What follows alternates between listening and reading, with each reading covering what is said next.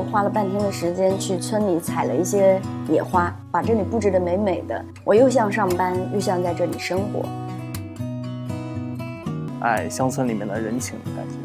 我今天没有菜了，我不用着急去菜市场去买，我去隔壁家问一下阿婆有没有菜啊。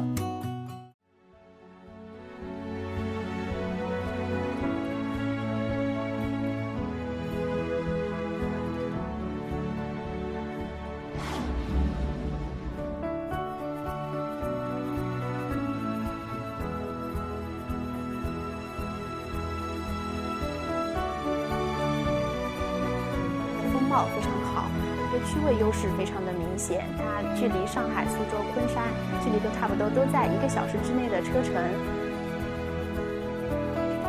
决定打造这样一个乡村旅游的一个点，很多优秀的这一些就是青年来到村子里，把整个村庄能够做活起来，做一些更有意义的事情。